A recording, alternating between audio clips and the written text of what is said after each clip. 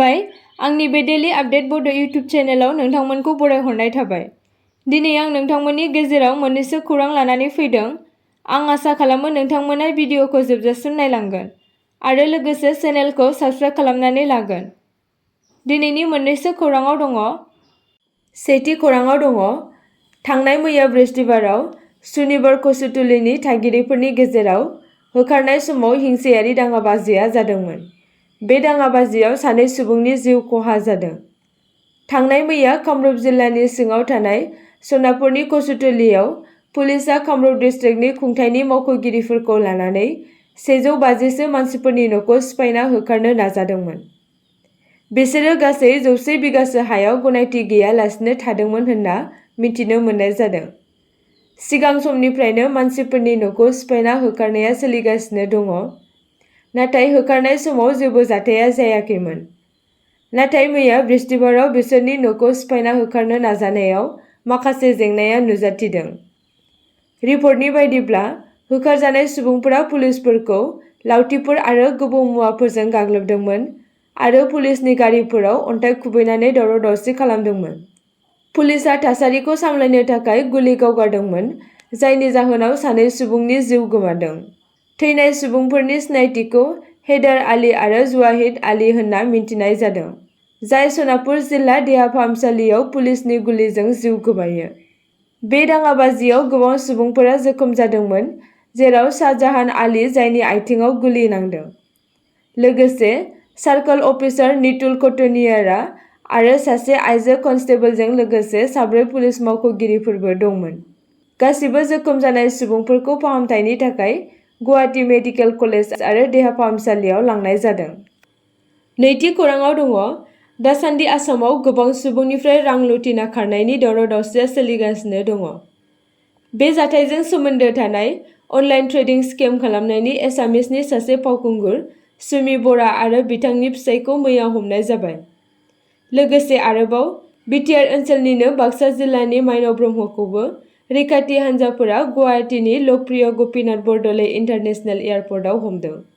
रिपर्टनि बायदिब्ला बिथां माइनाव ब्रह्मआ 80,000निबो बांसिन सुबुंफोरनिफ्राय 100 कौटिनिबो बांसिन रां थगायनायनि दायनिगिरि हिसाबै माइनाव ब्रह्मखौ बरझार आरो बाक्सा पुलिसनि जथाय अपारेसनाव हमनाय जादोंमोन। मिथिनो मोननाय बायदिब्ला बिथांजोआ निउ दिल्लीयाव गोबाव समनिफ्रायनो थाखोमानानै दंमोन। बाक्सा जिल्लानि सासे गय दखाननि बिगोमा माइनाव ब्रह्मआ मोनसे गिदिर रां थगायनायजों लोब्बा थानायनि उनाव खारखोमानानै दंमोन। गोबां सुबुंफोरा माइनाव ब्रह्मखौ मुसलपुर पुलिसनो रां थगायनायनि सायाव अजद होदोंमोन। सामलायनाय गैयै फालांगियारि बिथांखिफोरनि गेजेरजों एसेल' दानारि समायखिराजों गामियारिफोरखौ लुबैहोनायनि दाय होदोंमोन। माइनाव ब्रह्मआ सुबुंफोरनिफ्राय बिसोरनि दोनथुमनाय रांखौ लाना मोनसे फालांगि खालामनो होनना बुंदोंमोन, जायनि थाखाय बिसोरनो मोनसे मुलाम्फा होनो थांखि लादोंमोन। थामथि खौराङाव दङ दासान्दि मणिपुराव दावराव-दावसिनि थासारिया सोलिगासिनो थानायखौ जों नुनो मोन्दों। बे थासारिखौ खमायनो थाखाय मणिपुराव सानबानि थाखाय इन्टारनेटखौ बन्द खालामनाय जादोंमोन। नाथाय मैया मणिपुरनि राजथावनि इम्फलाव सिगांनि दावराव-दावसिनि उनाव जिरिबाम जिल्लायाव गोदान हेंथा दिन्थिफुंनायजों मणिपुराव दावरावनि थासारिया बांसिनदों। मणिपुरनि कुकि आरो हमर ट्राइबेल सुबुंफोरजों लोगोसे गोबां सुबुंफोरा गावसोरनि सिगांनि हाजो ओनसोलनि थानायनि मोन्थाइखौ होफिननो दाबि खालामदों। गासै 3,000सो मानसिफोरा नेताजी गोजौ फरायसालिनिफ्राय प्लेकार्ड लानानै आरो स्ल'गान होनानै हानजा सुरनायखौ जागायदों। गोबां सुबुंनि हानजा सुरनायनि दसे उनावनो हानजा सुरनाया मणिपुर पुलिसजों होबथाजादोंमोन, जायनि जाहोनाव मोनसे गिख्रंथाव थासारिया सोमजिदोंमोन। जेब्लानो सोमावसारगिरिफ्रा पुलिसनि होबथानायखौ सिफायनो नाजादोंमोन, अब्ला पुलिस आरो सोमावसारगिरिफोरजों दाङाबाजिया जादोंमोन। पुलिसआ होंगो-दोंगोखौ दबथायनो थाखाय बाराव गोबां गुलि गावदोंमोन आरो उखुन्दै गग्रा गेसखौ बाहायदोंमोन। फोरमायनाय बायदिब्ला 1948 मायथाइनिफ्राय जिरिबामखौ मोनसे हाजोआरि ओनसोल होनना फोसावनाय जादोंमोन, नाथाय बे मोनथायखौ 2017 मायथाइयाव बोखारना होनाय जादों। बे मोनथायखौ मोनफिननो एबा दाफिननो दाबि खालामनानै मैया मणिपुरनि इम्फलाव गोबां कुकि आरो हमर ट्राइबनि सुबुंफोरा हानजा सुरदों। ब्रैथि खौराङाव दङ चिरां जिल्लानि बेंटल दुनाबारि गामियाव हाग्रा ओनसोलफोरा जोबस्रांलांनायनि जाहोनाव माखासे गामिफोराव हाग्रानि मैदेर फैनानै थाफैदों, जायनि जाहोनाव हाग्रानि मैदेरा हाग्रानिफ्राय ओंखारबोनानै गुबुन गुबुन गामि ओनसोलफोराव फैनानै थाफैदों आरो गामिनि रायजो राजाफोरनि सायाव गिनाय सोमजिखांहोदों। मख'नो गोनांदि रुनिकाटा फरेस्ट रेन्ज आरो बेंटल फरेस्ट बिटनि सरकारि मावख'नि मावसुमै बिथांमोनहा फैनानै थाफैनाय मैदेरखौ होखारहरनो नाजागासिनो दं होनना फोरमायदों आरो बेजों लोगोसे गामिनि थागिरि सुबुंफोरखौ रैखाथियै थानो थाखाय खावलायदों होनना फोरमायदों। बाथि खौराङाव दङ माखासे दुथांफोरा एबसुनि मुं लाना रां लुथिजानाय जाथाय सोमजिदों। खैफोदाव गोग्लैनाय मानसिफोरखौ फन खालामना रां लुथिदों माखासे सिनाय मोनै सुबुंफोरा। मानसि गोमानाय आरो मानसि खारनायखौ खाबु लानानै थगायनानै रां बिहरदों माखासे दुथांफोरा। थांनाय 14 आगस्तखालि बिश्वनाथ जिल्लानि सिङाव थानाय बिमाजुलि हालामनि रुपाजुलि गामिनिफ्राय दैमालु बसुमतारीनि आंगो बिसि फागुनि बसुमतारी आरो बिपिन बसुमतारीनि आंगो बिसि सुकुसि बसुमतारीया गावनि नखरखौ गारनानै खारदोंमोन। बे खारनाय जाथायखौ लानानै निउज मिडियाफोराव फोसावनाय जादोंमोन।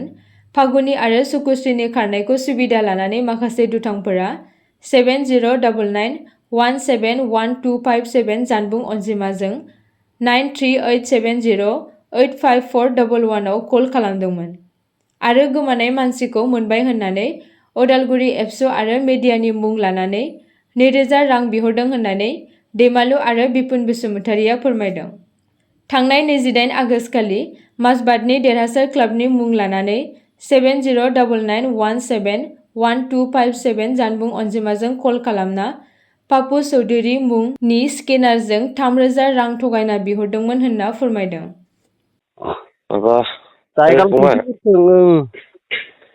खोनादोंना नों खामानि मावना दिनै नोङो न'आवनो थायो मानसिखौ लिंनानै गामदा सेक्रेटारि प्रेसिडेन्ट।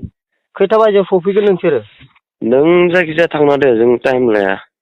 दे 12थासोआव सहैगोन नों दिनै खामानिखौ मावना। जागोन दे। देलाय दे नोङो रायज्लायनानै आंखौ माबा खालाम। ओमफ्राय माबायासो आङो बुहुद खरस खालामबाय दे, खोनाबायना? आंनि जा फैसा। ओमफ्राय नोङो दा एसे हरबानो जाबाय। जों थारमाने लामायाव एसे साहा था लोंलांनांगोन ना दा। हाजारसेसो थाखा हरबानो जाबाय। मानसिखौ लाबोगोर, जायगासिम जों थांगासिनो दं। जोंबो सारियालिसिम आवगायगोन ना। आं नोंनो भिडिअ कलिं खालामनि, नों आंनो डाटा पेक सोना हरनो 22 थाखानि। दा दखानानो गैया खाथियाव, रिसार्जआनो जोबसिनसांनानै दिनै जोबसिन आंबो सोंनो मोनाखै। खाथियाव दखान गैया जोंना, बेकवार्ड जायगा एसे। द'थि खौराङाव दङ आधार कार्डनि आपडेट। नोंथांमोना गाव गावनि आधार कार्डखौ आपडेट खालामनानै लायाखैब्ला नोंथांमोना खालामनानै लानो हागोन। नोंथांमोना बे आधार कार्डखौ आपडेट खालामनो थाखाय माइ आधार पर्टेलाव थांनानै खालामनो हागोन। बेसेन नाङै आधार कार्ड आपडेट खालामनायनि जोबथा खालारा 14 सेप्तेम्बर एबा गाबोन। जुदि नोंथांमोना 14 सेप्तेम्बरनि उनाव आधार कार्डखौ आपडेट खालामोबा नोंथांमोना माखासे रां होनांगोन होनना फोरमायदों।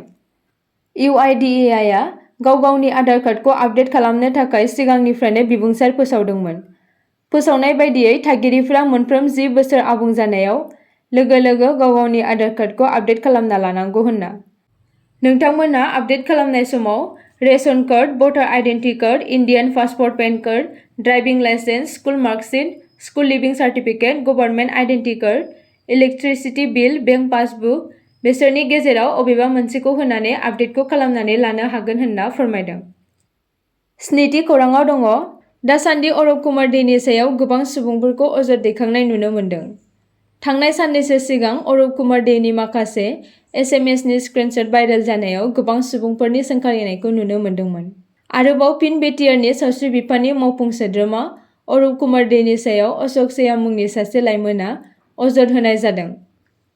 फोरमायनाय बायदिब्ला 9 सेप्तेम्बर खालि 10:30 रिंगासोआव फकिराग्राम रेलवे कल'निनिफ्राय हाथाइसिम थांनाय समाव अशोक मुंनि सासे लाइमोनखौ अरब कुमार डेनि गनायथि मोननानै अरब कुमार डेनि PSOआ अशोक सैया मुंनि सासे लाइमोनखौ गाज्रि रोखोमै बुदोंमोन, जायनि जाहोनाव अशोक सैया मुंनि लाइमोना मावफुं सोद्रोमा अरब कुमार डेनि हेंथायै अजद होदों आरो लोगोसे फकिराग्राम पुलिस थानायाव FIR होदों होनना फोरमायदों। आसा खालामो नोंथांमोना भिडिअखौ नायनानै मोजां मोनगोन आरो चेनेलखौ लाइक आरो साबस्क्राइब खालामनानै लागोन।